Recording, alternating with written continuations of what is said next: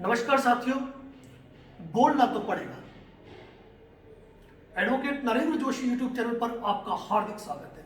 साथियों, कुछ दिन पहले आपने हमारे इसी यूट्यूब चैनल पर आपने हमारी एक पोस्ट सुनी होगी, उदयपुर पुलिस की शान को क्यों बदनाम कर रहा है जावरमाइंस पुलिस थाना।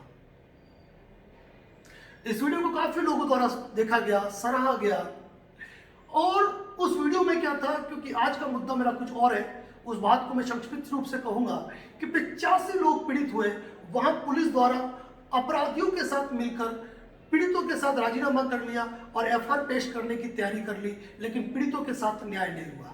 जब हमारा वीडियो वायरल हुआ तो वीडियो वायरल होने के बाद अनुसंधान अधिकारी द्वारा उन लोगों से संपर्क किया गया और उनको पुलिस थाने बुलाया गया।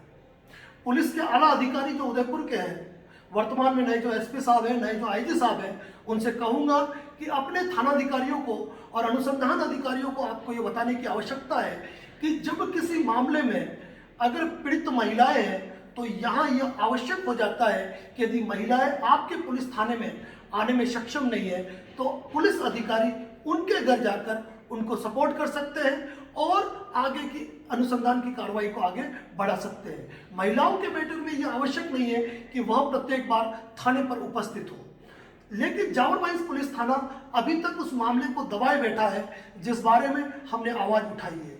इस मुद्दे पर हम और बात करेंगे। आज बात करना चाहते हैं किसी और मुद्दे पर।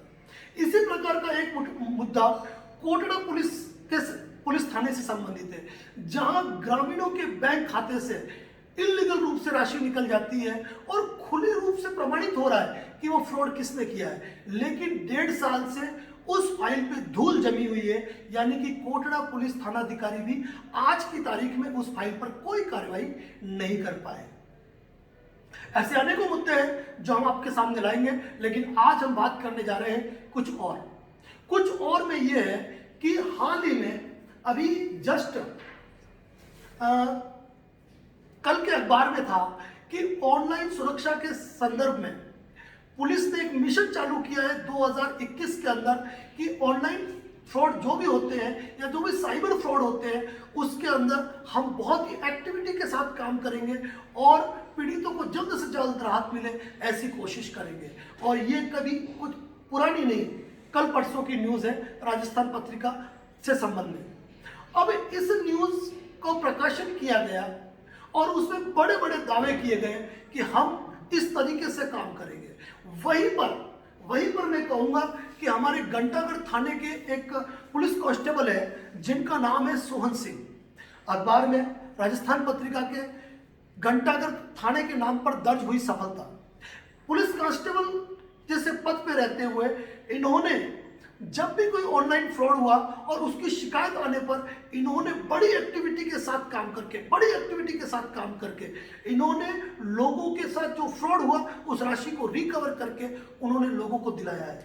वही थानाधिकारी घंटागढ़ ये कहते हैं कि ठगी के बाद देरी से संपर्क करने पर राशि की रिकवरी में दिक्कत आती है। घंटागढ़ थाने ने बहुत ही बेहतरीन काम किया, इसके लिए उदयपुर की जनता की ओर से हम उनको सैल्यूट करते हैं। लेकिन इसी तरह हमारे कोर्ट के अंदर जो मुंशी है, जो पुलिसकर्मी है जिनका नाम रामजी लाल जी है, उन्होंने स्थायी वारंटियों को अपनी ऑनलाइन एक्टिविटी में रहते हुए करीब 200 से अधिक ऑनलाइन वारंटियों को गिरफ्तार किया। ऐसे पुलिसकर्मियों को हम हमेशा सलाम करते आए हैं, हम दिल से उनकी तारीफ करते हैं।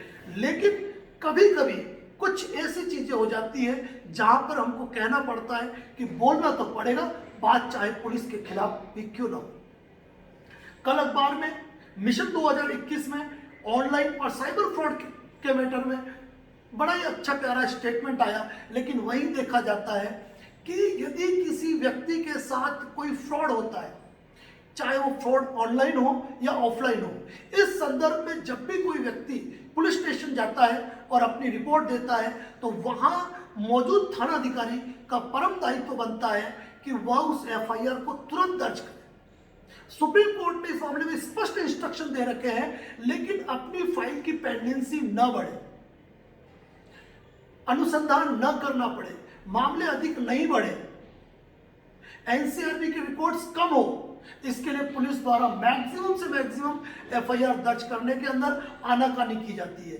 ऐसा ही एक फ्रॉड एक व्यक्ति के साथ हुआ जिसकी रिपोर्ट इस वक्त मेरे पास है और मैं आपको बता रहा हूं, व्यक्ति का नाम नहीं बताऊंगा।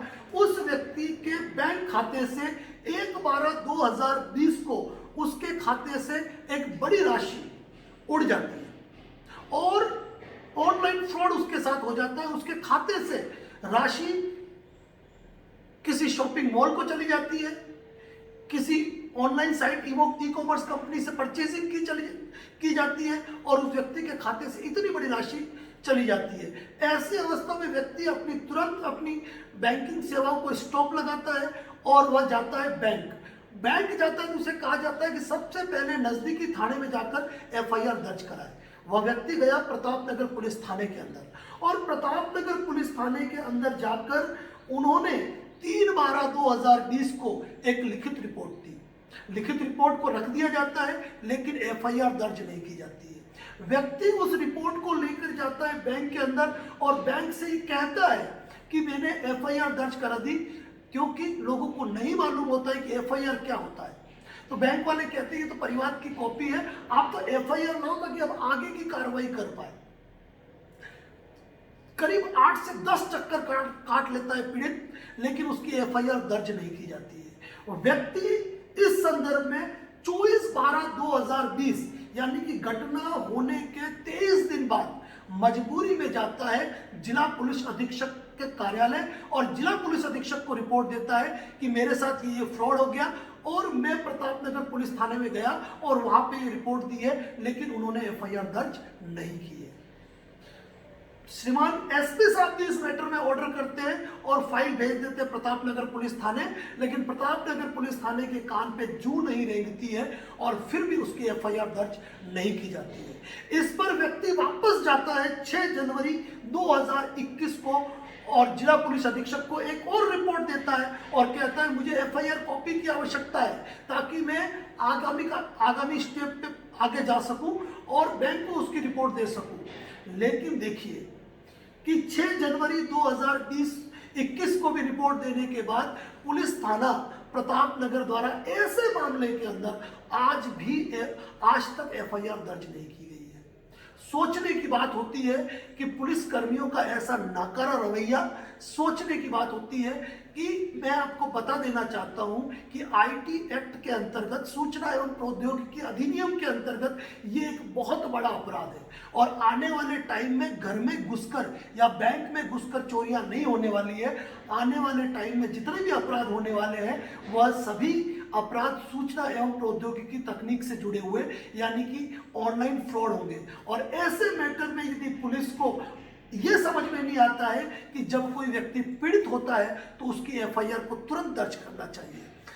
मैं ये कहूंगा कि ऐसे पुलिस कर्मियों को तुरंत निलंबित कर देना चाहिए, तुरंत सस्पेंड कर देना चाहिए आला अधिकारियों को, जब ऐसे मामलों के अंदर पुलिस एफआईआर दर्ज नहीं करके उस पीड़ित को, जिसका लाखों रुपया ऑलरेडी किसी हैकर ने हैक कर लिया है, उसका पैसा चुरा लिया है और उसके बाद भी पुलिस उसकी एफआईआर दर्ज नहीं कर पाती है। जबकि थाना अधिकारी घंटाघर ये कहते हैं कि ऐसे मामले में यदि व्यक्ति तुरंत एफआईआर दर्ज कराए तो राशि की रिकवरी हो सकती है।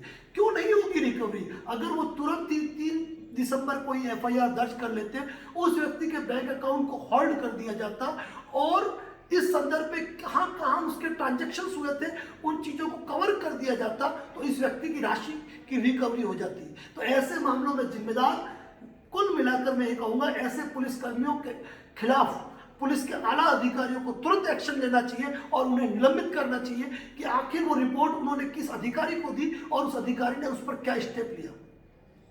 परिवार दर्ज करने पर पुलिस कोई कार्रवाई नहीं कर सकती है। ऐसे मामले में तुरंत एफआईआर दर्ज हो जानी चाहिए। वही मैं आपको बता दूं, यदि आपका किसी भी बैंक में खाता है, किसी भी बैंक में खाता है और उस खाते से, क्योंकि आज की तारीख में हम एटीएम यूज करते हैं, इंटरनेट बैंकिंग यूज करते हैं, अपने मोबाइल पे पेटीएम, फोन पे, गूगल पे, अमेजन पे, यहाँ तक कि आजकल व्हाट्सएप पे तक आ गया है, हम ये सारी चीज यूज करते हैं। और ऐसे में आज की तारीख में यदि हमारे बैंक अकाउंट के साथ किसी भी तरह का फ्रॉड होता है तो हमारे लिए सबसे पहला स्टेप ये होता है, जब हम कोई कार्रवाई को आगे बढ़ाना चाहते हैं, कि आप अपने एफआईआर की कॉपी दीजिए। और वहां अगर नाकारा पुलिसकर्मी, जो मैं डायरेक्ट ऐसे वर्ड यूज कर रहा हूं, बड़ा ही दुख होता है मुझे ऐसा कहते हुए, लेकिन ऐसे नाकारा पुलिसकर्मी जो उस रिपोर्ट को ले लेते हैं, अगर आपके खाते से अगर 1.5 से 2 लाख रुपए उड़ जाए तो आपको मालूम पड़ेगा उसका दर्द क्या होता है, उसका तकलीफ क्या होती है। पुलिस स्टेशन और कोर्ट कोई इंसान अपनी मजबूरी और शौक से नहीं आता है।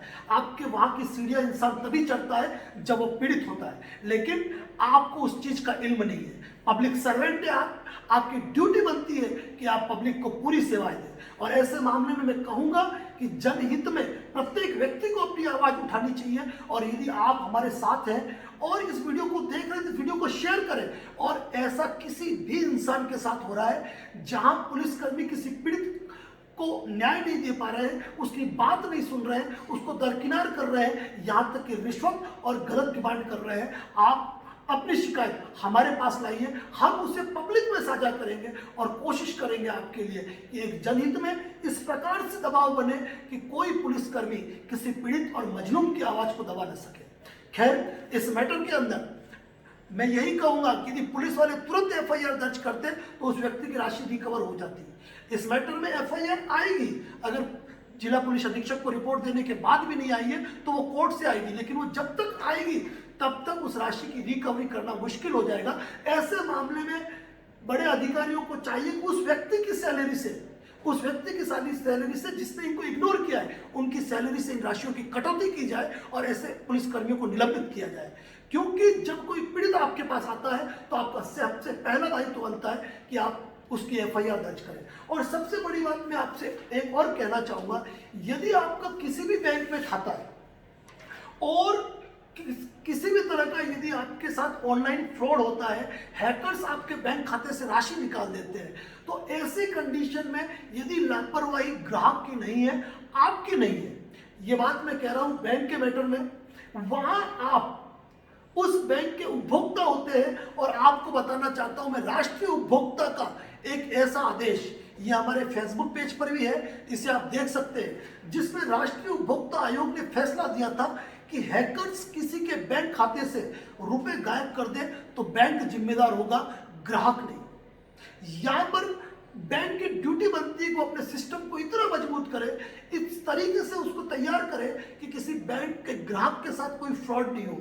एक ऐसा ही मैटर है जिसमें राष्ट्रीय आयोग के जज सी विश्वनाथ ने क्रेडिट कार्ड की हैकिंग के मामले में एचडीएफसी बैंक प्रबंधन को जिम्मेदार माना और उसमें 6,110 अमेरिकी डॉलर, जिसकी कीमत 4,46,000 रुपए होती है, 12% के साथ ब्याज के साथ वापस लौटाने के आदेश दिए और मानसिक प्रताड़ना के रूप में, और व्यक्ति को जो कोर्ट खर्च लगा उसके रूप में भी राशि का भुगतान करने का आदेश दिया है। लेकिन यहां तक भी जाने के लिए एक जो ग्राहक होता है उसको एफआईआर कॉपी की आवश्यकता होती है, क्योंकि जब भी मामला कोई कोर्ट में जाता है तो यही पूछा जाता है कि क्या आपने एफआईआर की। और यहाँ पर यदि समय रहते एफआईआर होती है तो उन खातों को ट्रैक करके, उन खातों को सीज करके पुलिस अपनी कार्रवाई को आगे बढ़ाकर लोगों को राशि रिकवर करा सकती है। तो ऐसे मामले में कांस्टेबल सोहन सिंह जी जैसे व्यक्ति जो आज की तारीख में पीड़ितों के साथ है, हम इनको दिल से सलाम करते हैं। लेकिन प्रतापनगर पुलिस थाने के ऐसे अधिकारी जिनके पास रिपोर्टें जाने पर भी वो एफआईआर दर्ज नहीं करते हैं और पीड़ितों को चक्कर पे चक्कर कटाते हैं, ऐसे पुलिसकर्मियों के खिलाफ कार्रवाई होनी चाहिए, इनको निलंबित करना चाहिए। और अगर इस व्यक्ति की राशि गई है और अगर उनकी लापरवाही से वो रिकवर नहीं हुई है तो उनकी सैलरी से, पुलिस के आला अधिकारी को चाहिए कि उनकी सैलरी से इस राशि को रिकवर करने का आदेश देना चाहिए। मैं प्रत्येक उदयपुर की जनता से कहूंगा कि इस वीडियो को शेयर करें, क्योंकि बात केवल किसी एक जिले की नहीं, किसी एक गांव की नहीं, ये पूरे देश की है। और आने वाले टाइम में कुल मिलाकर ऑनलाइन अपराधी बढ़ रहे हैं। अगर यहाँ पर पुलिसकर्मी इस तरह के नाकारा रवैया रखेंगे तो जनता के साथ न्याय कैसे होगा। तो इसीलिए कह रहा हूँ, वहां रे पुलिस क्या कर रहे हो।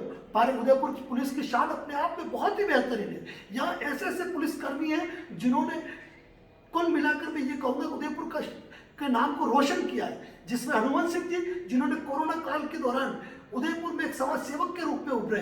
कांस्टेबल सोहन सिंह जी की बात करूंगा जिन्होंने पीड़ितों के लिए काम किया। मैं रामजी लाल जी की बात करूंगा जिन्होंने कोर्ट मुंशी रहते हुए 200 से अधिक पुलिसकर्मियों, 200 से अधिक स्थायी वारंटियों को गिरफ्तार किया। गुलाब बाग मार्ग पे सर्व ऋतु विलास में जो चेन स्नैचिंग की घटना हुई थी, उनके जो प्रमुख लोग थे, जिनमें राजेंद्र जी, ओमवीर जी, दो नाम में मिस हो रहा हूं, ऐसे ऐसे पुलिसकर्मी हैं जिनका हम तहे दिल से सम्मान करते हैं। तो मैं ये कहना चाहूंगा कि ऐसे मामलों के अंदर कुल मिलाकर पुलिस को हम सलाम तो करते हैं, लेकिन जब ऐसे पुलिसकर्मी होंगे उनके खिलाफ हम आवाज भी उठाएंगे। यदि आपके साथ भी ऐसे कोई गलत हो रहा है तो आप हमें बताएं, आपकी आवाज को हम उठाएंगे। चैनल पे नए हैं, सब्सक्राइब करें, शेयर करें। धन्यवाद। जय हिंद, जय भारत, जय राजस्थान।